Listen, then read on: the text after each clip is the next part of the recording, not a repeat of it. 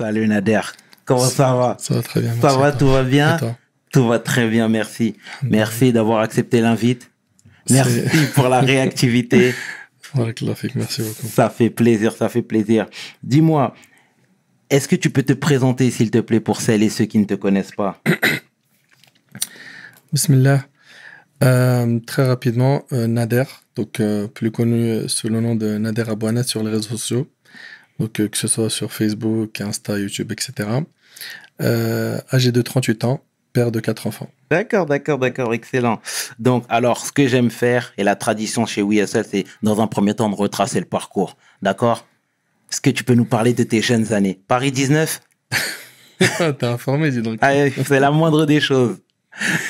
Ouais, en fait, moi, je suis né à Aubervilliers dans le 93, mais j'ai fait mes 5 premières années dans le 20e, vers rue du Havran. Rue d'Avran, je crois, rue d'Avran, je ne me rappelle plus. C'est dans le 20e. Ça t'a pas marqué, en tout cas. Pas trop. Après le déménagement, je suis arrivé directement à rue d'Aubervilliers, dans le 19e. D'accord. Et là, en fait, j'ai continué l'école primaire jusqu'à... actuellement, j'habite encore dans le même quartier. D'accord. Donc, dans le 19e arrondissement de Paris. Écoute, je suis l'aîné de trois sœurs. Donc, 3 petites sœurs derrière qui, alhamdoulilah, elles ont été sérieuses. Mes parents, très conservateurs, ils ont fait le nécessaire, tu sais, pour nous orienter vers les valeurs, tu vois, de notre religion, le respect, la prière, etc., etc. Moi, la fréquentation, elle m'a pas aidé quand j'étais plus jeune. J'ai grandi dans une cité où très rapidement, il fallait, comment dirais-je, faire ses preuves. Et c'était quoi la cité précisément? C'est le 156 rue d'Aubervilliers. D'accord. Et en fait, voilà, tu sais, on est jeune, on regarde autour de nous, on voit de la drogue, on voit de l'argent sale, on voit la concurrence de sortir avec des filles, de commettre la fornication, on voit la frime, on voit les premiers kilos des voitures, tu vois, les sons, ceux qui vont en boîte, ceux qui s'habillent.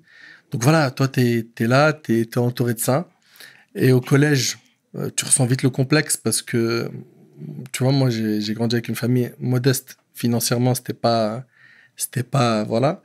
Et on n'avait pas les moyens qu'avaient d'autres familles. Et quand tu venais au collège, je me rappelle ces années-là, elles étaient dures pour moi parce que je voyais les gens, ils s'habillaient de la marque et tout. Tu sais, à l'époque, Levi's, Lacoste et tout. Et toi, t'es là, t'es frustré. Et tu sais que ton père, il est bridé, il peut pas t'offrir tout, tu vois. Et toi, t'es pas en âge de bosser, t'es en 6e et tout, tu vois. Enfin, les années collège, moi, j'ai grandi dans un monde où c'était beaucoup le m'as-tu vu, beaucoup l'apparence. Il y avait énormément de banalisation de péché, tu vois. Et ça a impacté mon cœur. Parce que l'environnement, il impacte la personne, tu vois. Tu peux pas laisser quelqu'un qui a des valeurs bien éduquées dans un environnement comme celui-là pendant des années et ça l'impacte pas, c'est pas possible, tu vois. Et à cette époque-là, moi, j'avais pas vraiment d'attachement à la religion. C'était traditionnel. C'est un héritage que j'ai eu. Et voilà, sans plus. C'est-à-dire, j'entendais juste pri, c'est tout. Et ni pourquoi, comment. Je vais même te dire une phrase qui va choquer les auditeurs. Non, mais c'est une réalité. Hein. J'avais tellement peu de connaissances de la religion à un point où j'avais peur que de mon père, pas d'Allah. C'est-à-dire, moi, me dire, fais attention, ça c'est un péché, il faut avoir peur du Créateur. Ça, je l'ai entendu quand j'avais 19, 20 ans, tu vois. Avant, j'ai pas connu le monde des gens pieux, des gens qui sont, on va dire, versés dans la religion, qui te donnent des bons conseils. Non, moi j'ai grandi dans un bain où, que ce soit à la cité ou à l'école ou l'entourage ou les fréquentations, personne ne t'appelait vers quelque chose de bien. Tu vois? Et on s'en rend même pas compte, en fait, qu'on fait du mal parce que, voilà, fumer, tout le monde fume. Vendre de la drogue, ils vendent tous. Tu vois, c'est la norme, en fait, tu vois? Et de pouvoir, en fait, avoir une prise de conscience et se dire, non, mais attends, mais c'est pas bon tout ça, c'est pas le bon chemin, tu vois. Ça, c'est venu tardivement. D'accord. Ah, ça commence sur les chapeaux de roue, là. À l'école, toi, il ressemblait à quoi, Nader? Il ressemblait à, je te dis franchement, dis-moi tout. Au collège, j'étais je cherche le terme, j'étais bridé.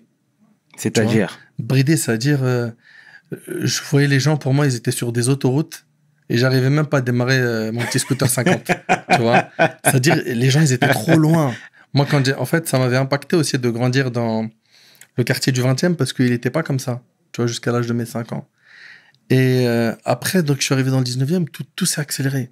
De l'école primaire au collège, je suivais plus la cadence. C'était un truc pour me, comment dirais-je, pour me faire une place, tu veux, dans ce bain, ben, il fallait faire ses preuves. Et pour faire ses preuves, déjà, il faut que tu comprennes les rouages des choses et tout. Et moi, j'avais un père aussi, il me bridait beaucoup. C'est-à-dire, mon père, c'était, tu veux jouer? Pas de problème. Je veux te voir en dessous de la fenêtre. Ouais, mais non, je joue au foot en dessous du hall. Ok, je passe coucou de temps en temps. Je te vois pas en dessous du hall, tu vas voir. Tu vois? Tu veux jouer? Pas de problème. 19-20 heures, Oui. je t'appelle par la fenêtre. Il n'y a pas de téléphone portable. Ouais. Tu vois? Je t'appelle 19h, 20h, tu montes. Et moi, mes potes, ils me disaient clairement, ouais, j'étais une meuf ou quoi? 20h, t'es sérieux ou quoi? Nous, on rentre à minuit. Et regarde les phrases que j'entendais. Nous, on rentre à minuit. Mon père, il me dit, pourquoi t'es rentré tôt? Qu'est-ce que tu fous là?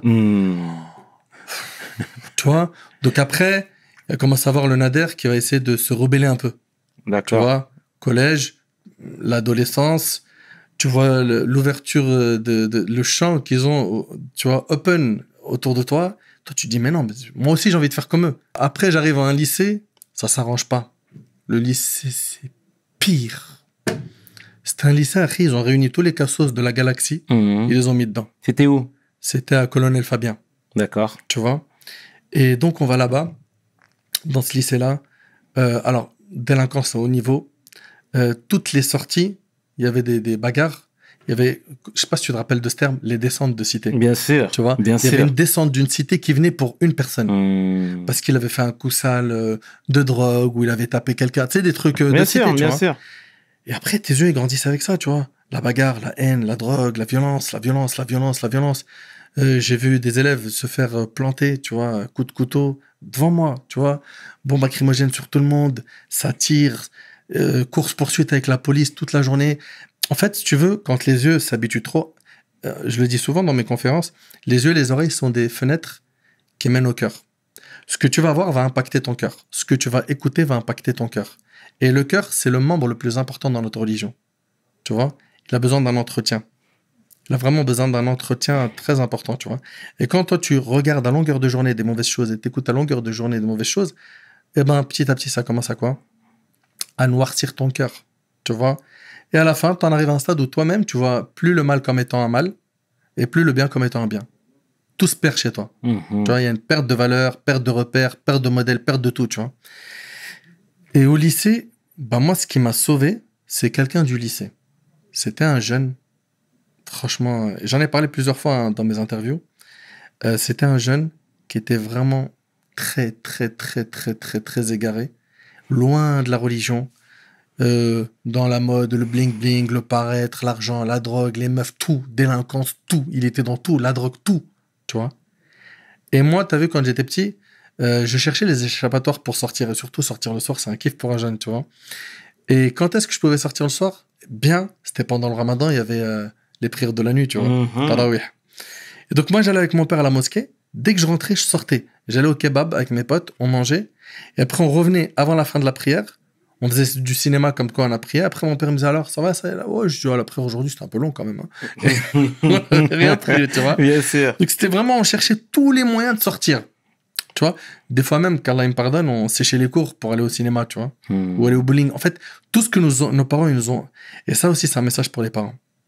Tu vois, quand vous verrouillez trop, faut savoir qu'un jour ou l'autre, l'enfant, il va vouloir découvrir. Et il peut découvrir les choses par un mauvais moyen. Donc, vaut mieux trouver un bon compromis avec lui. C'est-à-dire être conservateur, vouloir le surveiller, ok, mais aussi il faut lui laisser une certaine liberté et lui donner une petite confiance. Parce que quand on verrouille trop l'enfant, bah, regarde, je te le dis, il m'a fait craquer, je savais même pas c'était quoi un bowling jusqu'au lycée. Avec mes potes, ils m'ont dit viens on sèche. Pour aller où? Ils m'ont dit bowling. Moi j'ai pas d'argent, j'ai rien. Ils m'ont dit t'inquiète, je te paye. Et donc à la fin, tu te retrouves à faire ce que tu voulais faire, mais d'une mauvaise manière, tu vois. Et ça impacte tes études, ça impacte ta scolarité. Les parents, collège, lycée, ils veulent que tu aies le brevet, que tu aies le bac, tu vois. C'est là où en fait tu commences à tracer ce que tu feras plus tard, tu vois. Et après, bah, par la suite, il y a eu un parmi les jeunes, donc celui dont je te parle là, qui un ramadan, je le vois à la mosquée, avec, tu sais, un qamis, tu sais, les vêtements blancs là, des frères, et une barbe, et une trace de prière. Et tu sais, le chapeau musulman Shashia, là. Et je le vois, moi, je suis sous choc. Toi dans l'islam. Ça, c'était vraiment... Ça a été le séisme de ma vie, tu vois.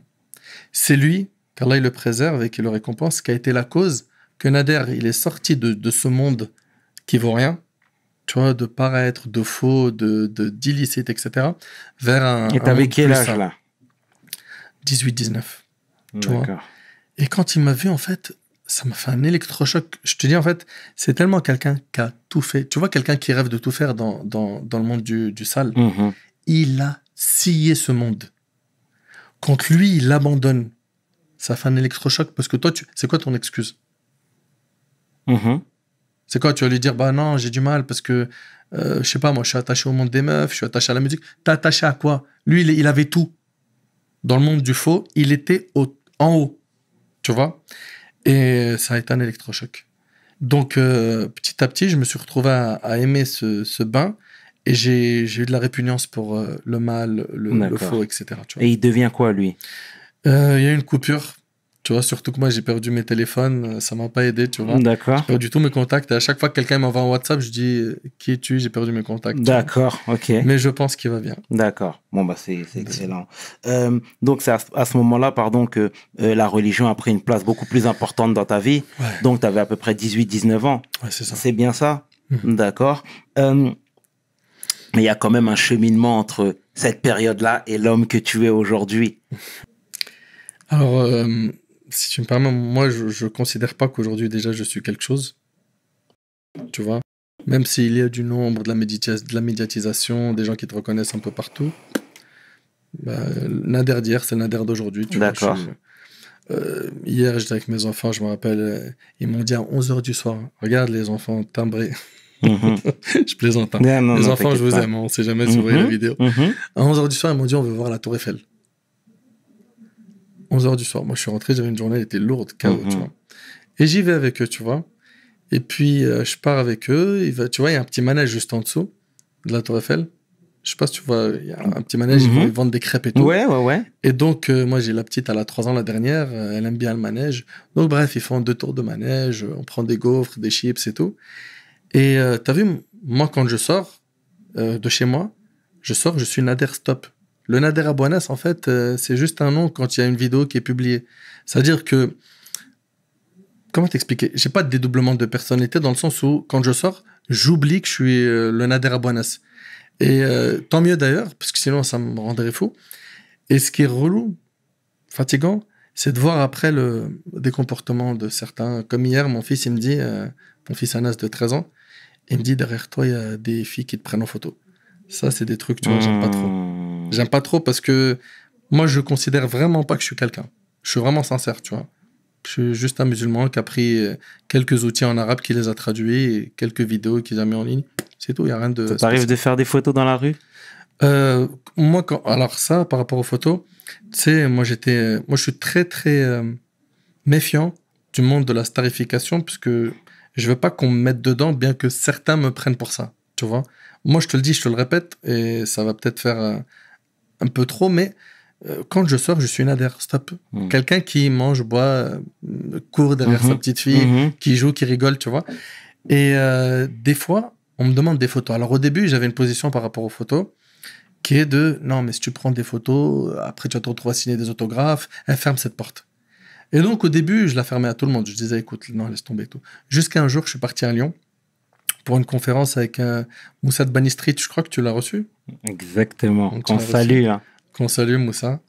Et subhanallah, quand je suis parti avec lui à Lyon, on devait faire une conférence dans une mosquée sur la pauvreté. Je l'ai faite. Et après, il y a une jeune fille qui est venue avec son papa. Elle m'a dit, mon papa, il a bu énormément de tes conférences et il t'apprécie, il aimerait prendre une photo avec toi. Et moi, tu as vu, j'avais ce rempart que j'avais autour de moi de non, prends pas de photo, photo égale star, ferme cette porte, ferme cette porte. Et j'ai fermé la porte avec le papa, poliment, en lui disant, Ami, tu vois, je préfère pas et tout, je suis personne et tout. Et après, elle m'a envoyé un mail, elle m'a dit, t'as déchiré son cœur. Il t'estimait à fond. Aujourd'hui, il parle de mal en toi. T'as vraiment été mauvais. Il souffre de ce que tu lui as fait. Et en fait, tu vois, le truc, c'est que on perçoit pas comment les gens, en fait, tu vois, Bien sûr. comment ils perçoivent l'info, ça, des fois, on fait pas attention. Et quand j'ai vu que j'ai fait beaucoup de mal, alors que je voulais pas le faire, je me suis dit plus jamais, je m'interdis de faire des photos avec quelqu'un s'il me le demande. Par contre, je fais pas de photos avec les filles seules. Si elle est avec son père, sa famille, à la rigueur, c'est une autre chose, tu vois. Mais voilà, s'il y a des petits frères, tout ça, qui me demandent, de temps en temps, rarement. Je suis pas fan de ce monde, mais j'ai compris que j'aime pas casser le cœur de quelqu'un. D'accord. Tu vois? Non, mais c'est recevable. Et après, avec le temps, pour en venir à ce que tu disais, j'ai eu une soif d'apprendre parce qu'en fait, à chaque fois que j'allais dans une mosquée, on me disait. Mais t'as la pastille. Je rebondis moi sur ce que tu me disais, mais t'as la pastille bleue sur Instagram. Ouais. T'es certifié, t'es confirmé. Mais la pastille bleue, tu sais, la pastille bleue, pourquoi je l'ai demandé? Dis-moi. Parce que les vidéos de mes discours, ils font 20-25 minutes. Et tu peux pas les mettre quand t'es pas certifié. Tu peux mettre que 15 minutes. Oh, d'accord. Et moi, je sais même pas à quoi. À part ça, tu me diras, toi, à quoi sert la certif. Je sais même pas. Ouais, je sais pas, je ne l'ai pas. Tu feras une enquête. Non, mais je suis vraiment sérieux, tu vois. Ouais. C'est-à-dire, moi, je me rappelle, moi, c'est quelqu'un qui tient mes réseaux sur Insta, Facebook et tout. Et je parlais avec une personne qui tenait Insta. Je lui disais, mais pourquoi vous mettez pas le discours entier? Elle me dit, non, tant que vous avez pas la certif, là, le truc bleu, là, sur Insta, tu peux pas mettre une vidéo complète. Mais j'ai fait la demande. Tu vois? D'accord. Aussi simple que ça. C'est tout. D'accord. Et je te laisse poursuivre, tu étais en train de parler. Ouais, en fait, tu vois, j'allais dans les mosquées au début et j'étais comme un converti à l'islam. J'étais un assoiffé.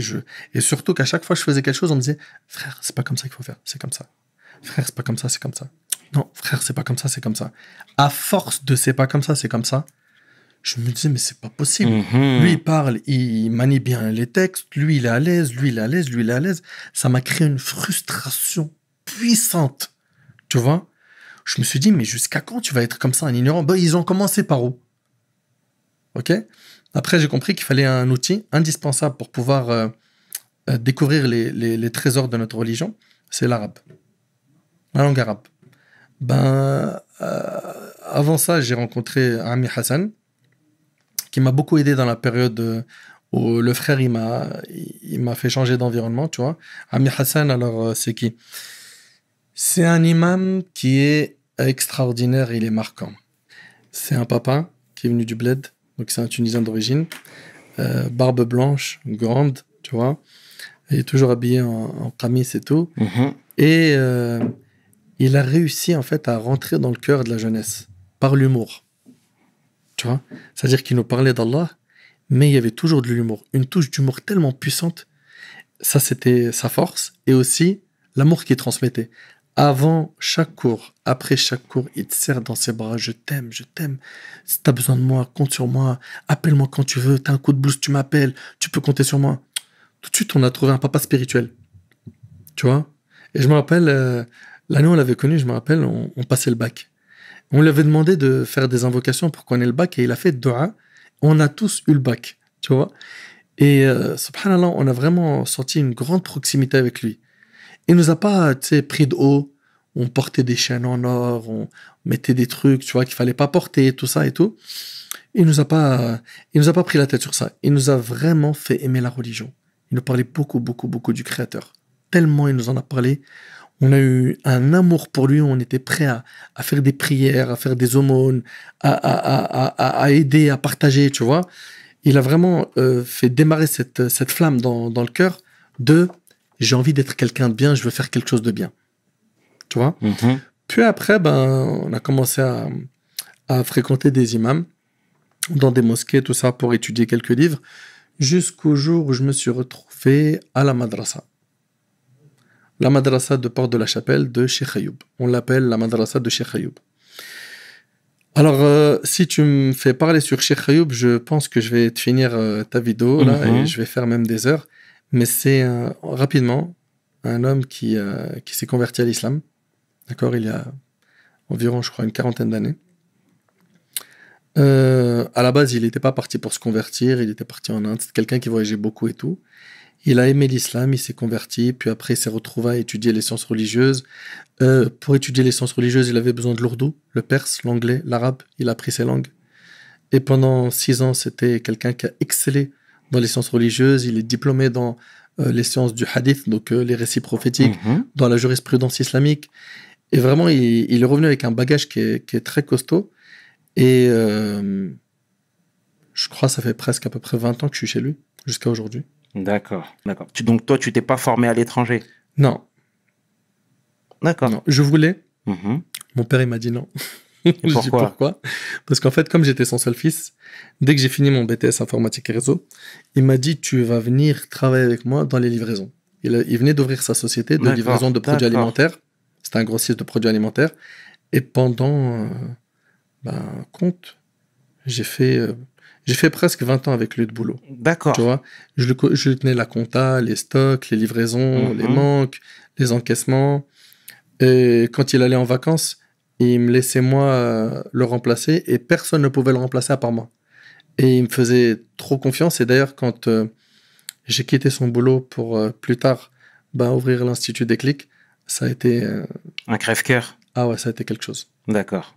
Il t'en veut toujours? Non, Mhm. non. Lui-même, il a pris sa retraite. Ça y est, maintenant, Mhm. il se repose. Non, bah, c'est excellent, c'est excellent. Donc, du coup, il y a eu quand même du chemin entre l'apprenti et c'est lui qui parle maintenant, qui galvanise. Il y a eu du chemin. Il y a eu Ouais. du chemin et puis il y a eu une évolution. Ce qu'on comprenait au début des textes et la compréhension qu'on a aujourd'hui et la compréhension qu'on aura demain, elle Mhm. évolue. Est-ce qu'il y a des choses que tu regrettes aujourd'hui Ouais, ou des choses que tu aurais fait différemment? ouais.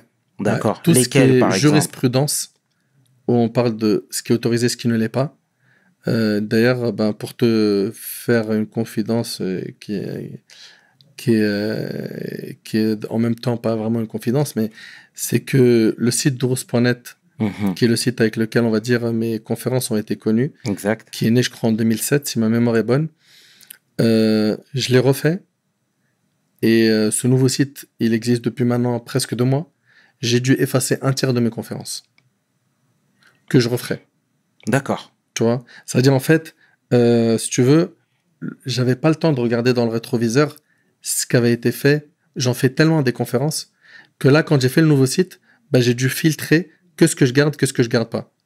Et avant cela même, il y a quelques années, peut-être 5 6 ans, j'ai effacé tout ce qui est jurisprudence parce qu'à force d'avoir écouté cette matière avec Cheikh Ayoub, je me suis aperçu que c'était de la clonerie, ça. Ce que j'avais abordé avec les livres directement. En fait, quelqu'un qui puise la science des livres, quelqu'un qui puise la science avec un professeur qui a étudié, qui maîtrise ses livres, c'est 2 mondes différents. C'est comme quelqu'un qui étudie la médecine à la fac et quelqu'un, il a bouquiné, il a vu des tutos sur YouTube sur la médecine. C'est C'est clair. la même chose. C'est clair. C'est pas la pas même du tout chose, tu pareil. vois. Donc, avec un spécialiste, ta compréhension elle est plus fine, tu vois. Et je me suis aperçu que finalement, en réalité, parler de tout ce qui est halal, haram, autorisé, interdit, ça, si t'as pas dès le début un bon bagage, c'est-à-dire C'était trop des outils clairs. simpliste. Ouais, simpliste. Et puis, en fait, je prenais n'importe quel livre et Ouais. puis je faisais confiance. Je pensais qu'avec un son de cloche dans ce sujet, plus tard, tu dis, oh, mince, mais le sujet que j'ai abordé, je l'ai pas pris du bon bout, tu vois. Et est-ce que tu es conscient que certaines de tes actions et paroles ont égaré certaines personnes? Alors, égaré, je sais pas si je pourrais dire égaré. Tu vois. Peut-être. Il y avait des gens qui étaient Peut-être. récalcitrants, mais il y a aussi eu des égarés. Alors, Tu vois. j'ai quand même réussi Dis-moi. à me reposer sur des avis qui existent religieux. Bien C'est-à-dire, sûr, c'est bien pas sûr. des avis, tu vois, mais qui n'étaient peut-être pas appropriés dans notre contexte. Tu vois. C'est-à-dire. Ça veut dire qu'il y a des choses, comme par exemple le fait de porter un qamis. Pour moi, c'était quasi obligatoire, tu vois. Tu dois porter un qamis, c'est la sunna et tout, tu vois. Mhm. Mais quand tu médites à la fin et que tu vois que le prophète il a porté les vêtements du peuple, là, tu as une compréhension qui commence à Mhm. être un peu plus, tu vois. J'ai rien contre le qamis, je le porte. Ok, j'ai plein de vidéos avec qamis, Mhm. mais j'ai pas de problème ni de complexe à m'habiller comme tu le vois Mhm, civilement, bien sûr. tu vois. Pas du tout. À partir du moment où tu respectes un code vestimentaire, c'est ample, etc. Tu vois. Mhm. Donc voilà, par rapport à des sujets comme ça où on était un peu trop binaire. Trop de. Ouais, c'est Binaire, exactement c'est ça le terme mot. adéquat. Ouais, binaire, ouais. Tu Exactement. vois. Ou à la fin, tu te dis, ah mais non, finalement, c'est pas. Tu vois. Ou dans ma tête, je me rappelle, il y a peut-être 10 ans, pour moi, une femme qui mettait pas le djilbab, c'est le vêtement très ample. Bien sûr. Et si elle met pas ça, elle n'a pas respecté du tout le code vestimentaire islamique. Mhm. Mais aujourd'hui, je me dis, mais t'étais un pitre. Mhm. Parce que C'est bien de le à partir dire. du moment où n'importe quel vêtement de la femme, il recouvre bien les formes de son corps, c'est bon. Tu vois. Bien sûr. Et ça s'apprend avec le temps. Il faut ouvrir des livres, il faut étudier, ça demande du souffle. Et plus tu apprends, je te le dis, je le répète, avec un prof qualifié, plus à la fin tu dis, ah ouais, mais finalement, Est-ce que justement, ben, c'est bien déjà que tu reconnaisses tes torts, hein, c'est très bien. Et est-ce qu'il ne faut pas beaucoup plus de maturité et d'expérience tu quand vois, tu prends là-bas? Oui, c'est ça. complètement. C'est ça. C'est le mot maturité. Tu as Tu mis vois. le doigt sur le mot. Mhm, Une maturité religieuse. mhm. Tu vois? Tout C'est-à-dire à fait. qu'aujourd'hui, je vois des petits frères, ils veulent se lancer sur les réseaux sociaux. Je leur dis, écoute, si c'est pour faire des petits rappels sur le bon comportement, la bienfaisance envers les parents, tout ça, que tu maîtrises bien ton sujet, que c'est bridé, et que toi, tu as le pied à l'étrier dans un cursus religieux, vas-y, fais attention. Mhm. Et fais-toi, comment dirais-je, superviser. Mais si tu veux te lancer dans un monde où tu veux dire, ça c'est autorisé, ça c'est interdit, Exact, exact, ça, il faut une maturité religieuse. exact, Et cette exact. maturité, elle s'acquiert avec le temps. Avec le temps, parce que plus tu t'avances, plus tu apprends, plus tu apprends, plus tu apprends, plus tu te dis, ah ouais, je voyais pas ça comme ça, ah, je voyais pas ça comme ça, tu vois. Exactement. Mais finalement, c'est aussi les convertis, il faut le dire aussi, qui vont vraiment à bâton rompu, qui Ouais, foncent tête ouais, baissée, tête dans le sac et qui sont les plus fragiles, on peut facilement endoctriner et qui... exactement. Est-ce que tu peux nous mettre en alerte par rapport à ça? Ouais, en fait, le converti, quand il arrive, ben lui, il entend qu'une seule chose, c'est que l'islam c'est beau, l'islam c'est magnifique. Après, il rentre, et selon sur qui il va tomber, eh ben, les choses vont lui être facilitées ou non. Des fois, il va tomber sur des gens très fermés, sectaires, durs, très durs, qui vont lui dire des trucs de malade.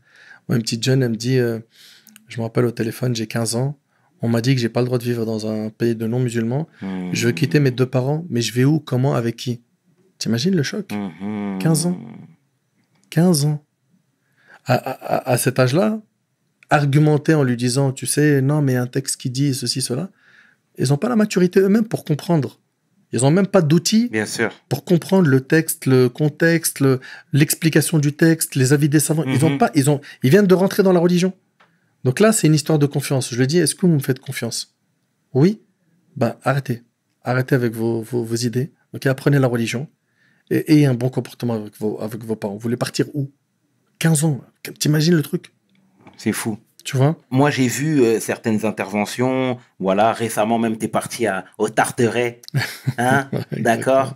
C'était quoi le motif? C'était quoi le but de filmer cette action, de filmer ces paroles? Mhm. C'était pour inciter la jeunesse à revenir à la raison, rentrer, rester sur le droit chemin, ou il y avait un autre message Et il y derrière? avait un troisième message, c'était aussi que les éducateurs religieux fassent leur boulot. D'accord, c'est bien. C'est-à-dire? C'est-à-dire que on est, tu vois, on est, nous en tant qu'imam conférencier, on est éparpillé par beaucoup, beaucoup de tâches, tu vois. Alors Mhm. on a déjà les tâches de la famille, ok? On a la prédication, la lecture, les cours qu'on donne, tu vois, le sermon du vendredi. Après, les médiations de couple qui se greffent. Certains, ils font aussi de la ruqya, tu vois. Bien sûr. Il y a tellement, tellement de tâches qu'à la fin, on en arrive à oublier des choses qui sont importantes, dont le fait de parler à nos jeunes qui sont juste en bas de notre immeuble. Tu vois?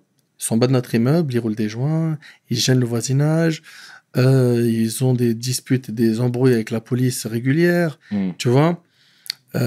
Donc, nous, on a vu qu'il y a eu un abandon de cette jeunesse. Clairement, c'est le terme, tu vois. C'est-à-dire qu'ils sont livrés à eux-mêmes. On leur a dressé des modèles dans les réseaux sociaux qui ne sont pas vraiment des modèles. On leur a fixé des objectifs depuis qu'ils sont petits, c'est faut faire de l'argent. C'est tout. On leur a donné que ces outils. Tu vois, après, bien sûr, il y a la notoriété, la frime, les meufs, bref, tout le package, tu vois. Ça s'est fait comme ça. On a appelé des grands au Tarteret pour qu'ils Mhm. nous bloquent un peu de jeunes. Pareil à Aulnay au 3000. Ça a été fait et ça a été un succès. Et c'était quoi les Après, les retours? retours, ils étaient non seulement magnifiques, mais je ne sais pas combien de dizaines de messages j'ai reçus sur Instagram. Est-ce que tu peux venir à Bordeaux pour une cité? Est-ce que tu peux venir à Toulouse? Mhm. Un peu partout, tu vois. Nous, ce qu'on voulait aussi, c'était que les imams, les éducateurs, tu sais, même les éducateurs sportifs qui ont un impact réel, tu vois. Ils sont là, ils sont ceux qui gèrent la salle de sport de la ville, tu Mhm. vois, ou pas les grands frères, là. On veut que tout le monde, en fait, participe pour qu'ils grandissent dans un épanouissement sain, tu vois. Non, mais moi, je trouve que, à titre perso, que la démarche était vraiment à louer. Respect pour ce que vous avez fait, c'est très bien, très deep, très sincère, c'était bien. Moi, je voulais par rapport à ça, pardon, parler des problèmes de fond également. Là, il y a un fléau, le racisme. Ouais. Moi, je trouve, et là, mon humble avis, c'est que les imams ne se mouillent pas. Je te le dis en toute transparence, ils ne se mouillent pas. Donc, les routes bas du vendredi, personne n'en parle. il y a du racisme Mm. entre les Maghrébins et les gens d'Afrique noire. Il faut le dire. Mhm. Pourquoi personne n'en parle? Aujourd'hui, on nous dit clairement sur les réseaux, il y a des vidéos qui sont trouvables aisément que voilà, jamais il y aura des mariages mixtes. Aujourd'hui, alors que c'était des problèmes, si tu veux, moi, j'en entendais pas parler. Et aujourd'hui, on nous le jette en pleine face comme ça. Mm. C'est quoi, toi, ton point de vue par rapport à ça? Ouais, alors moi, tu sais, dans ces situations-là, euh, quand je reçois un message comme ça, si j'ai pas fait une vidéo, je réagis vite. Et j'en ai fait une sur ça, qui date d'il y a peut-être 2 3 ans. Elle s'appelle Racisme, n'as-tu pas honte? Et j'ai vraiment été sans pitié face au racisme parce que ça n'a pas de place dans notre religion. Donc la vidéo, elle est sur YouTube, hein. Raciste, n'as-tu pas honte? Pourquoi? Parce que je te parle de moi, hein. Moi, tu vois, quand on parle de ça, tu vois, quand tu dis les imams et tout, alors moi, il faut savoir que j'ai vraiment tellement peu de temps que je regarde pas ce qui est fait dans le monde des imams. Tu vois? Mais par contre, moi, si tu me dis, t'as pas abordé ce thème et que vraiment il faut l'aborder, ça va me piquer. Et dans les jours à venir, je vais planifier pour le faire, tu vois? Donc, je sens toujours une responsabilité d'essayer d'orienter, de conseiller du mieux que possible, tu vois, la masse musulmane. Après, connaissant quand même quelques imams bien comme il faut, médiatisés, je sais que de près ou de loin, ils ont dû traiter le sujet. Peut-être pas assez, ou peut-être que le thème n'a pas été visible, tu vois. Par exemple, moi, je sais qu'il y en a plein qui savent pas que je l'ai traité, tu vois, ce thème-là. Je leur en veux pas, mais quand ils m'en parlent, je leur dis oui, merci de me le dire. Tiens, D'accord, bien. Comme il y avait, tu sais, le problème du racisme là, à Cergy. Ouais, bien sûr, vois, tout à fait. Ça m'a piqué, mais de malade. Moi, je voulais prendre la voiture et partir là-bas, mais après le problème, partir voir qui, où, tu vois, parce qu'ils sont réunis devant le commissariat. Mais les retrouver où? Et moi, si j'étais là à ce moment-là, mais je suis solidaire avec tous les Noirs, mais sans pitié. Pourquoi? Parce que notre religion n'a jamais fait de distinction de couleur. Et comment t'expliques aujourd'hui? Parce que moi, je te dis clairement, je vois beaucoup d'hypocrisie dans tout ça. Tu vois, je te parle pas de toi à titre perso, c'est pas ciblé, tu l'as bien compris. Mais il y a beaucoup d'hypocrisie. Tu sais, aujourd'hui, il faut se le dire, mettons les deux pieds dans le plat, mais on voit même, comment dire, il y a certaines populations, tu sais, je pense notamment aux Pakistanais, qui préfèrent ouvrir leur propre mosquée, être entre eux. Tu vois, il y a aujourd'hui les Indiens, c'est pareil, etc. Les Turcs. Tu vois ce que je veux dire? J'ai l'impression que c'est pour éviter ce genre de tension qui eux-mêmes avaient déjà décelé. Je sais pas si tu comprends ce que je veux dire. J'entends ce que tu dis. Après, la question c'est, est-ce qu'ils font ça par racisme, ok, ou par culture? Moi, je te parle des mosquées, par exemple. Tu vois, par exemple, les mosquées turques, tu sais, c'est des organisations, les Turcs qui sont organisés, tu vois. Tu les vois au Hajj, tu les vois en France. Ils sont vraiment organisés dans leur structure. Tu vois, vraiment, je les salue. Quand tu vas dans une mosquée turque, bah, ça parle turc. Le prêche, il est en turc. Tu vois, forcément, ça attire ce type de public, tu vois. Mais moi, j'ai déjà prié dans leur mosquée. J'ai pas senti une discrimination. Bien sûr. Du tout. Moi non plus. Par contre, un truc qui est beau, que j'avais connu jadis dans une des mosquées où j'étais, c'était que le bureau de l'administration, ils sont mélangés. Il y a un arabe, un noir, il y a un turc, un pakistanais, un converti. Qu'est-ce que c'est beau. Quand le bureau de l'administration, tu vois, il est bien mélangé, ça montre vraiment une union, tu vois. C'est un message très fort, tu vois. Mais quand c'est vrai, on est très fermé, non, on veut que des Marocains entre nous, que des Algériens entre nous, c'est vrai que ça envoie un message qui peut être très très mal vu, tu vois. Et tu trouves pas que les imams devraient plus s'intéresser aux problèmes de société? Si. Tu vois, aujourd'hui, je te dis honnêtement, il y a des blogueurs, on va taire les noms parce qu'on n'est pas là pour ça, vraiment pas, mais qui incitent justement à séparer les ethnies, séparer les peuples, etc. Moi, je pense que aujourd'hui, tout le monde doit être en alerte par rapport à ça, tu vois. Et se mettre des œillères, se bander les yeux en disant que ils sont dans le faux, moi, je trouve que c'est trop facile. Il y a des fois, il faut parler. Il faut parler. Et tout à l'heure, je t'ai parlé des mosquées turques, entre autres, etc. Moi, je pense que peut-être qu'il faut aller plus loin que ça. Peut-être qu'ils se sont dit, ah, j'ai l'impression que ici, on n'est peut-être pas les bienvenus, etc. Donc, on préfère rester entre nous. Qu'est-ce que tu penses, toi? C'est moi qui me fais une lubie qui part loin, ou tu penses que... Il y a un peu de tout, tu sais, parce que moi, j'ai fait beaucoup de voyages dans les mosquées, beaucoup, tu vois. J'ai vraiment, alhamdoulilah, j'ai scié la France dans les conférences. Je suis parti en Corse, je suis parti à Antibes, Marseille, Toulon, Toulouse, Bordeaux, Lyon. J'ai fait pas mal de villes, des grandes villes, des petites villes, même des villes, je savais même pas qu'elles existaient en France, toi, des noms, tu vois. Et le bilan, il est que chaque mosquée, on va dire, elle a un bureau qui a une config particulière. Tu as les pros, ceux qui veulent uniquement rester avec les personnes de la même origine. Tu as des gens qui se mélangent. Tu as des gens qui se mélangent pas juste parce qu'ils ont une préférence de rester avec des gens qui comprennent leur langue. Tu as des gens qui se mélangent pas parce qu'ils sentent que quelqu'un d'une autre origine, il n'est pas autant qualifié qu'eux. Il y a de tout. Mais ça, il y a de tout. Complètement, mais ça, il faut le dire, ça. Ça, c'est clair que ça existe. Ça existe, mais j'ai du mal à mettre tout le monde dans le même panier. Parce que j'ai du recul. T'as du recul, mais tout le monde n'est pas Nader Abou Anas. Ouais, mais... Tu comprends? Et aujourd'hui, de par ton aura, de par ce que tu véhicules, de par ce que tu représentes, moi, je pense que ça, tu devrais encore plus le mettre en avant. Mais avec quoi? C'est-à-dire, moi, j'ai fait un discours du vendredi, je te parle de moi personnellement. Tu vois, j'ai fait un discours du vendredi sur ça, sur le racisme. J'ai lâché mes tripes dans ce discours. Mais c'est pour ça que je t'ai dit. Ouais. Tu vois? C'est-à-dire, moi, j'aimerais bien, mais dire quoi de plus? C'est ça, en fait, la question que moi, je pose aux auditeurs. Pour Nader, vous attendez quoi? Qu'est-ce que je dois faire? D'accord. Mais est-ce que toi, tu devrais pas, encore une fois, inciter les autres à faire la même chose? Alors, oui, ce que tu dis, je l'entends, c'est vrai. Mais des grands noms, on va dire, si tu veux, qui partagent la toile médiatique et qui sont influents, je sais qu'ils ont déjà abordé ces sujets, tu vois. Après, la question, c'est est-ce qu'ils l'ont vu ou non? Est-ce que ça les suffit ou non? Est-ce qu'ils attendent plus que ça? Et si oui, quoi? Tu vois, moi, ça, j'aimerais bien l'entendre. Parce que moi, quand il y a eu l'épisode de Sergi, je te le dis, ça m'a déchiré. C'était un truc où ça me tue, ça, les problèmes de racisme. Et peu importe, ça touche qui, hein? Que ce soit une communauté indienne, pakistanaise, turque, malienne, peu importe l'origine, ça m'anéantit, tu vois. En fait, quand il y a eu le problème de Sergi, moi, j'avais fait une story, tu vois, sur Instagram. Mon compte Insta, il est relié en plus à Facebook. Et j'avais mis en lien la vidéo que j'ai faite sur le racisme, tu vois. Et si je peux faire plus, moi, je suis au service, regarde. Je suis au service de n'importe qui est dans le besoin.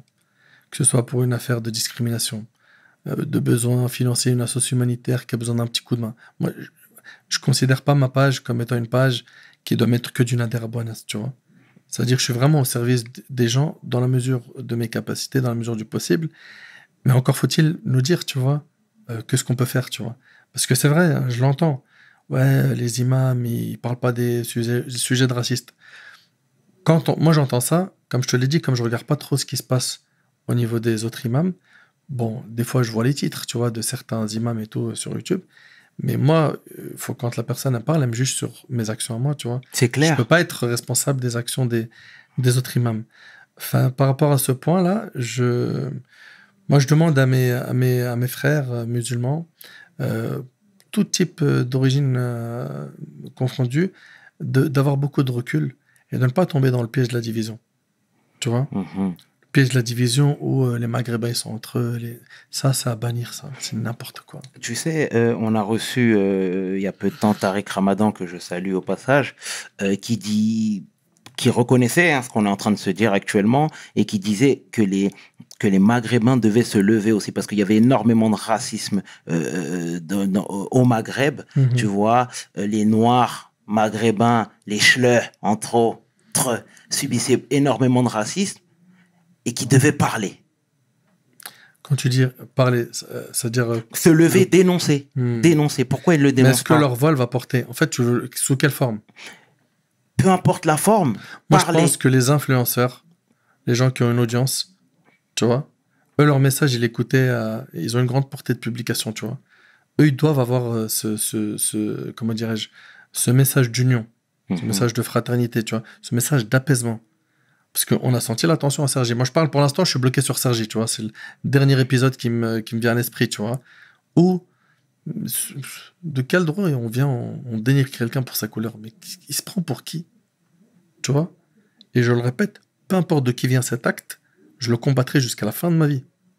Parce que c'est pas, je vais pas dire c'est pas islamique, c'est ni islamique ni humain. Humain, bien sûr. Tu vois? C'est là, dernièrement, ces petites guéguerres de cité, aussi par certains influenceurs, que je suis désolé, hein, c'est des égarés. Ok, on va appeler un chat un chat. Ça pique, c'est pas grave. À un moment donné, il faut dire les choses. Faut dire les choses. Quand les gens ils viennent aujourd'hui, ils nous divisent comme ça, ils ont une grande portée de publication, ils sont en quelque sorte responsables. Que derrière, il y a quoi? Des gens qui bataillent pour des combats qui sont même pas des combats finalement. Tu vois? Et on a des plus grands soucis que ça. Hein. On a d'autres choses à combattre Bien sûr. que faire des guéguerres de couleur, d'origine et d'ethnie. Tu vois? Enfin, ce sujet-là, il faut qu'il soit classé, il faut qu'il soit balayé. On s'apprécie, on s'aime, on a grandi ensemble. Tu vois? On est ensemble. L'union fait la force. Tu vois? Peu importe qui a besoin de toi, tends-lui la main et aide-le. Mais les ambiances où, il est pas de la même couleur, ceci, cela, ça mène à rien, ça. Ça mène à rien, au contraire. C'est là où on commence à avoir des tensions. Et je commence à ressentir ces derniers temps les tensions monter un peu au niveau du racisme. Énormément. Après moi, c'est un peu, parce que je regarde pas trop ce qui se passe. Énormément. Mais il faut que tu regardes ce qui se passe encore plus. Le temps après. C'est vrai, c'est vrai. À la fin, le seul temps qui reste, c'est ceux de ma famille. Oui, non, mais c'est clair. Mais aujourd'hui, encore une fois, avec tout ce que tu représentes, etc., on peut te remonter les informations. Je sais pas comment t'es organisé. Attention, moi, on me remonte des infos. Hein. Voilà. J'ai des gens sur Snap qui m'envoient, malheureusement, excuse-moi, désolé pour les oreilles, toute la poubelle de ce qui se passe sur le net, on me l'envoie. Mais c'est obligé. Je suis au courant de tout ce qui se passe. C'est obligé. Mais quand je regarde, je suis plus la cadence. Tu vois, c'est des trucs choquants. Des fois, je me dis, mais c'est sérieux ça existe. En tout cas, le message est passé là-dessus, Nader. Tu vois, là, on parle de communauté, etc. Mais est-ce que tu penses pas que la communauté devrait mieux se structurer? À savoir, aujourd'hui, tu sais, il y a beaucoup de parents qui envoient leurs enfants qui sont en échec scolaire faire des études religieuses. Tu vois? Est-ce que c'est pas finalement se tirer, entre guillemets, une balle dans le pied? Alors, quand tu dis faire des études religieuses, ici en France ou ailleurs? À l'étranger, excuse-moi. C'est rare. Très, très, très, très rare. Ouais. J'en connais plein.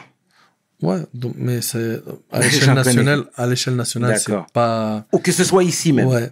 Il y a certains parents qui retirent les enfants du système scolaire, étant donné qu'ils ne suivent pas la cadence, le rythme et que c'est trop soutenu pour eux, ou peu importe la raison, et ils les envoient directement vers les madrasas, etc. Est-ce que c'est incompatible d'être calibré, entre guillemets, dans les deux sphères? Non, la preuve en est, regarde, je suis directeur d'un institut, et justement, les gens qui viennent s'inscrire, il y a tous les types de profils, cadres, architectes, comptables, il y a tout, tu vois, et ça montre quoi?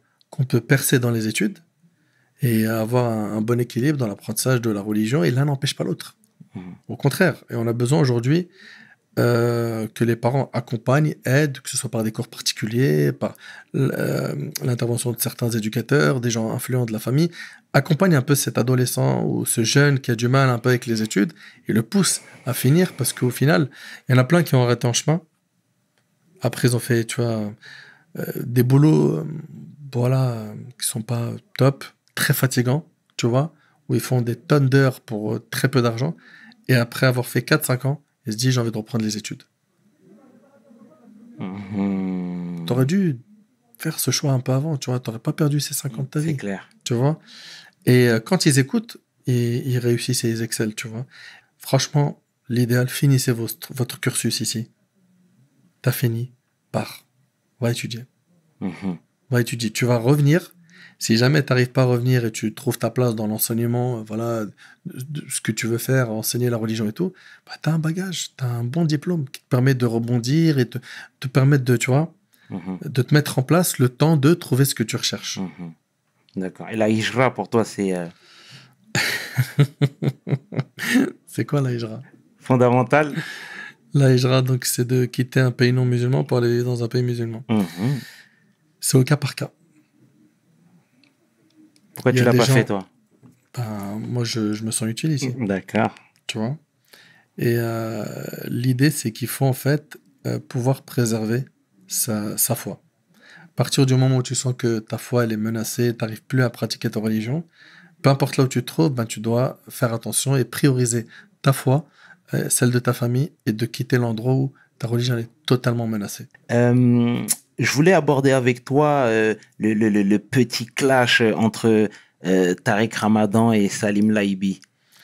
Je ne l'ai pas vu. D'accord. Est-ce que toi, tu ne penses pas que voilà, on devrait plus se protéger. Parce que moi, quand je prends une vue d'ensemble, que tu sois opposant ou non, ou partisan, eh ben, Tariq Ramadan, c'était une personne qui défendait les minorités. C'était une personne qui défendait la communauté musulmane, etc. Est-ce que tu penses que c'était nécessaire de l'attaquer de la sorte dans les médias? Alors, tu parles de qui? Ah, que les gens attaquent Que les Tariq gens Ramadan? attaquent Tariq Ramadan de la sorte. Moi, je pense que Franchement, malgré tout, peu importe la vie de chacun, etc., hmm, quand on aime, on protège. C'est ah quoi, toi, ouais. ton regard par rapport à ça?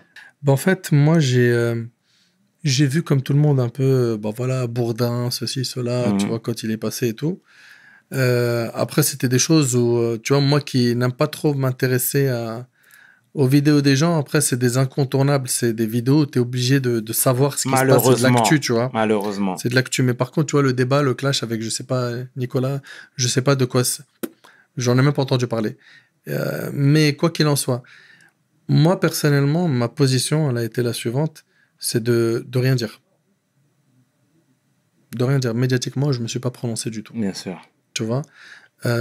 J'arrive pas à concevoir, moi, qu'un de nos frères, il mange très cher sur les réseaux, tu vois.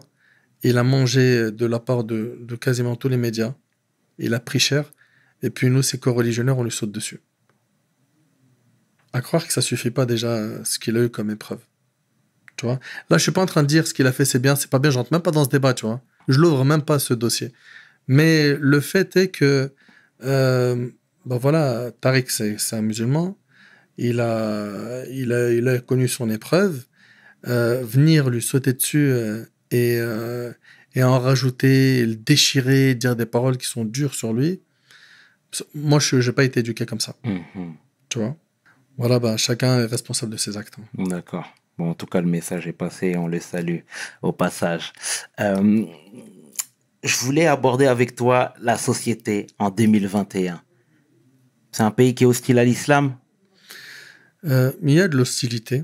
Après, généraliser, mettre tout le monde dans le même sac, C'est c'est pas simpliste. juste, ouais.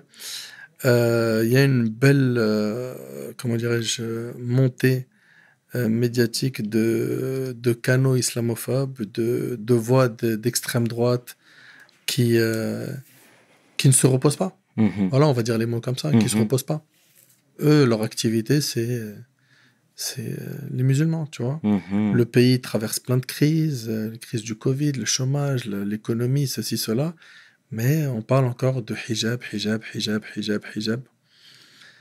Voilà, moi, j'accorde pas trop d'importance à ce type de discours. Et je me dis, il faut que chacun il regarde à son échelle qu'est-ce qu'il peut faire pour améliorer les choses. Il y a parfois, tu vas pas avec le dos de la cuillère. Ouais, ouais, Pourquoi? ouais.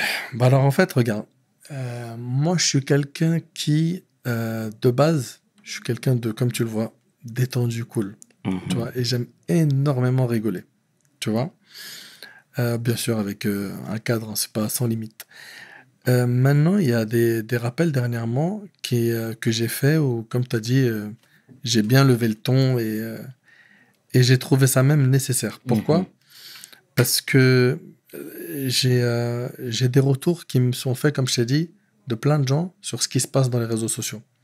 On m'envoie tout ce qui se passe sur Snap Insta. Harry, mon frère, tu regardes ça, tu fais un AVC.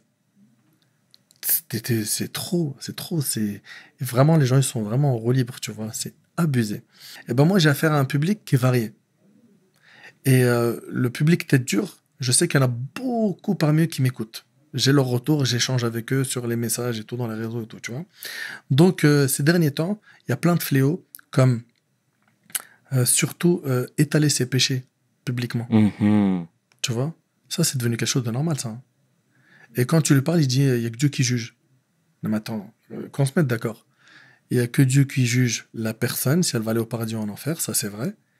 Mais la mission des prophètes, c'était de juger les actes et de ordonner le convenable et d'interdire le blâmable. Donc quand nous, on voit une action qui est blâmable, on juge l'acte, pas la personne. Non, jamais. Tu vois? Moi, il m'est jamais, moi, jamais ça m'a traversé l'esprit dans les vidéos que j'ai faites de juger une personne en pensant, ah, elle, paradis, enfer, ça m'appartient pas, ça. Mais l'acte, on a l'obligation de juger cet acte. Mhm. Et des fois, quand je vois que c'est trop, ben, je lève le ton. Est-ce que tu es conscient qu'il y a quand même un petit peu une starification des imams maintenant? Bah oui, parce qu'on a grandi avec ça dans les gènes. On a toujours voulu avoir des idoles, depuis qu'on est petit, hein, tu vois. Je dis des idoles parce qu'on n'était pas dans le dîne quand on était petit, tu vois. Euh, des modèles, des références, tu vois. Et quand on s'est rangé dans la religion, ce phénomène-là de starification, il est resté dans nos gènes, tu vois. Et moi, j'aimerais bien que les gens, comment dirais-je, ils arrêtent de mettre les gens médiatisés, peu importe qui ils sont, sur un piédestal, tu vois, qui ne convient pas. Mhm. C'est pour ça, depuis le début, je te le dis, moi, je connais que Nader Mhm. quand je sors, tu vois. Et quand je sors et que je vois des gens, hier, je faisais une conférence à la mosquée, et ça fait 1 an et demi que j'ai pas vu de public. Le discours du vendredi, tu as vu, tu finis, les gens ils partent vite au travail. Mais là, j'avais des jeunes, après l'Asr, il y avait du monde et tout. Et quand j'ai terminé et que je vois un jeune, il me dit, j'arrive pas à le croire. Il me dit, j'arrive pas à croire que je suis dans toi. Moi, ça me fait vraiment. Ça, tu vas te dire, mais Nader, mais c'est gentil et tout. C'est un petit jeune, tu vois. Je comprends, je le salue d'ailleurs s'il m'écoute, mais moi, ça me fait un peu mal au cœur, ça me Mhm. pique, tu vois. Je suis personne. J'ai- Faire ce que Nader il fait, actuellement, c'est pas difficile. Entre vous et moi, il y a un peu de différence. C'est juste, j'ai appris l'arabe, j'ai traduit, j'ai mis des caméras et j'ai parlé. C'est rien, Mhm. j'ai pas fait quelque chose de spécial, tu vois. Mhm. Ouais, mais non, mais parce que vous avez un style, vous, et le tel imam, ni style ni rien. Toi, t'as vu, t'es à l'aise dans le micro. Ouais, ça T'as va. grandi Ça à... va, ça va. Non, mais t'as grandi avec ça. T'es Ouais. né, t'es sorti du ventre de ta mère Non, avec pas ça. du tout. Et à un moment donné, t'as fait cet exercice C'est et puis tu t'es exactement retrouvé ça. fluide, tu C'est vois. ça, C'est exactement. tout. Il n'y a pas de secret, D'accord. tu vois. Bon, en tout cas, le message est passé, Nader. Nader, d'origine égyptienne. Tu y retournes fréquemment en Égypte? Ouais, quand je peux. C'est Là, l'année vrai? dernière, avec le Covid, c'était un peu compliqué, tu vois. Mhm. Il y a eu des annulations. Mais on essaye d'y aller, on va dire, tous les 2 ans, histoire de faire 1 an Égypte, 1 an un autre pays. Et les enfants, ils aiment énormément découvrir d'autres pays, C'est tu vois. vrai. Tu bouges? Où t'as bougé? J'ai fait le Maroc, que j'aime beaucoup, D'accord. énormément. L'année dernière, j'étais en Tunisie. Mhm. Extraordinaire, magnifique. Je suis parti aussi avec les enfants en Malaisie, Mhm. tu Bien. vois. Ouais, vraiment. L'Europe, on l'a scié. On Mhm. l'a scié, alhamdoulilah, on est parti un peu partout en Europe, quasiment tout. Portugal, Espagne, Italie, etc. avec les enfants. Et voilà, on essaye de... Comme mes vacances, ben, je prends pas mon ordi avec moi. Alors, je t'explique, mon ordi, c'est toute une histoire. D'accord. Quand je prends mon ordi, mes enfants, ils savent qu'ils ont un concurrent. C'est vrai? Tu vois? Je suis avec, je bosse trop et jusqu'à pas d'heure, des fois 1 heure, D'accord. 2 heures du matin. Je suis Mhm. toujours, du matin au soir, je suis quasiment sur D'accord. l'ordi. Et c'est là où je prépare mes cours. Je fais tout, je Mhm. fais tout avec l'ordi, tu vois. Et quand je pars en vacances, je le prends pas. C'est vraiment pour marquer le coup, tu vois. D'accord. Là, j'ai des dettes à rembourser avec les enfants, tu vois. Ah, mais c'est bien, c'est bien. Ils te le rendent bien. Et t'es reconnu là-bas? Non, et tant mieux. C'est vrai? Oh Tu là passes là. inaperçu? Tu sais comment c'est un kiff de marcher dans un endroit et on t'entend pas le mot Nader. Je me Mhm. rappelle quand j'étais parti avec ma famille en Malaisie, parmi les objectifs, c'était d'aller dans un endroit où on dit plus Nader, tu vois. Parce que franchement, c'est vraiment... c'est pour ton ego, même, ça t'éduque de rester loin de ce monde-là, tu vois. C'est pas tout le Mhm. temps où tu vas, t'es reconnu, t'es reconnu. À la fin, ça peut même devenir une dépendance hein, que tu crées. Hein. T'as besoin de cette reconnaissance. Je la jette à la poubelle, moi, j'en veux pas de ce monde-là, tu vois. Et je me rappelle quand on arrivait en Malaisie, c'était le jour du vendredi. Le lendemain, c'était le vendredi, pardon. Mhm. On prie le vendredi. Et quand je sors de la mosquée, il y a quelqu'un qui me dit c'est Nader. Je dis ah non, pas ici. Pas ici, pas en Malaisie. Tu vois? Non, au contraire. Et l'Égypte, d'ailleurs, ce qui est bien, c'est ça. C'est le monde francophone là-bas, il est pas trop. D'accord. Tu vois? Par D'accord. contre, Maroc, Tunisie, ouais. Ça, Ouais. Tu veux pas y Algérie. échapper. Ouais. D'accord. Euh, Avant de finir, j'ai entendu des échos ici et là qui disaient que, voilà, lors de ton intervention au Tarteret, il y avait que des petits Renois, que des petits Noirs, que c'était volontaire, qu'il y avait un message subliminal. Hmm. Que répondrais-tu à ces... En fait, celui qui nous a planifié cette rencontre, parce que tu es d'accord avec moi que venir parler avec des jeunes qui sont pas prêts à t'écouter, c'est pas facile, tu vois, de canaliser les jeunes. Moi, c'est l'imam Alain, que je salue d'ailleurs, Alain Ali de la mosquée de Corbeil, qui connaît ces jeunes et qui leur a dit, voilà, il y a un ami à moi qui vient, il voudrait en fait vous parler, discuter avec vous des problèmes de cité, etc. Donc moi, je vais au Tarteret, je sais pas, je vais rencontrer qui du tout. Jusqu'au moment où je les rencontre, je les salue et on fait la vidéo. Et pareil à Aulnay, c'était la même chose. À Aulnay, par contre, les jeunes là-bas, ils n'ont pas voulu être filmés. Tu vois? D'accord. Donc nous, on leur a demandé et tout. Et là-bas, il y avait plus de Maghrébins que de frères, tu vois, noirs. Et il y en avait aussi. Il y avait un peu de tout, tu vois. Mais quoi qu'il en soit, non, on va pas là-bas. Moi, le mot couleur, je m'en triple contrefiche. Mhm. C'est-à-dire, moi, quand je vais, il y a un objectif, c'est de parler avec la jeunesse, écouter leurs problèmes. Comme d'ailleurs, le petit frère Lamine, dans cette vidéo, il a été magnifique.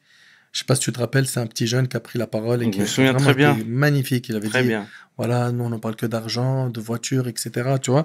Donc, nous, c'est ça vraiment l'objectif. C'est d'aider les gens et de dépasser le mot couleur, origine, tout ça, tu vois?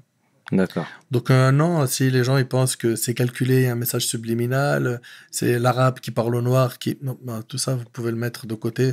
Ça fait pas partie de mon éducation. D'accord. Bon, en tout cas, mais c'est pas saugrenu, pardon, d'avoir pensé ça. Qui s'est pensé ça? Non, Tu ils leur peuvent en le veux penser. pas? Non, non, moi, j'en veux pas. Franchement, D'accord. tu Bon. sais, quand tu es dans les réseaux sociaux et que Mhm. tu appelles à Allah, comme c'est mon cas, faut vraiment que tu aies le dos bien large, D'accord. Ok. solide. Ok. Parce que si t'es pas prêt à manger des critiques et que tu es dans le monde des réseaux sociaux, franchement, vaut mieux que tu lâches ce monde. C'est clair. Vaut mieux que tu le lâches. Tu vois, au contraire, les critiques constructives, elles nous font évoluer, elles nous Mhm. font avancer. Après, si c'est des insultes, du dénigrement, Mhm. ça, c'est comme une mouche qui passe, je lui fais ça et elle part, et puis c'est tout. Je calcule pas, tu vois. Je Et, m'arrête pas. et les projets futurs dans tout ça? Les projets futurs, bah, c'est moi, en fait, mes projets futurs, c'est surtout mes séries de vidéos. Je suis quelqu'un, on va dire, que j'ai appris à trop m'organiser avec le temps. Tellement le temps, en fait, c'est un butin, c'est un trésor. Et ben, je m'aperçois que j'arrive pas finalement à réaliser mes objectifs et tout dans la dawa. Et je me suis retrouvé, en fait, dans ces dernières années, à planifier mes années de conférences. Tu vois? C'est-à-dire que là, en fait, moi, mes projets futurs, c'est des thèmes particuliers que je veux Développe. médiatiser D'accord, bien. et mettre en avant pour essayer d'aider un maximum la communauté musulmane. C'est bien, excellent. C'est excellent. C'est excellent, Nader. Allah, il Sincèrement, accepte. Allah, merci. il accepte. Et dernière chose, une petite idée pour toi. Ça t'intéresserait pas de faire un darwa filmé auprès de certains parents pour essayer de faire évoluer certaines mentalités? Tu Ça vois, veut parce dire, que ça veut dire, au lieu d'avoir voilà, des jeunes, avoir des parents devant nous. avoir des parents devant vous qui sont, eux, ancrés dans leur position, tu comprends, à savoir, un Marocain doit se mettre avec une Marocaine, leur dire que tout ça, c'est des Hmm. bullshit, que tout ça, il faut aller de Ouais. l'avant, ou d'autres problèmes, tu vois ce que je veux dire? C'est une idée, elle est excellente et j'en parlais la semaine dernière justement parce que tu vois, on essaye d'encadrer des jeunes, on essaye de les aider, on essaye de les accompagner et on s'aperçoit en fait que souvent il y a un problème, c'est pas tout le temps, hein, mais il y a plein de parents qui ne s'impliquent pas dans l'éducation ou qui sont dépassés. Tu vois? Dans les deux cas, il faut les conseiller. Quand ils sont dépassés, il faut les conseiller. Bah, peut-être le dosage il est pas bon quelque part. Et quand ils s'impliquent pas, faut pas qu'ils s'étonnent de récupérer un monstre dans quelques années. Bien sûr, Tu vois? bien sûr. Donc, ce que tu dis, c'est pertinent à un point, ça me parle à fond. Tu vois? Mhm. J'aimerais vraiment qu'on puisse organiser une sorte de séminaire ou quelque chose qui rassemblerait beaucoup de parents et que ce soit un truc où on échange.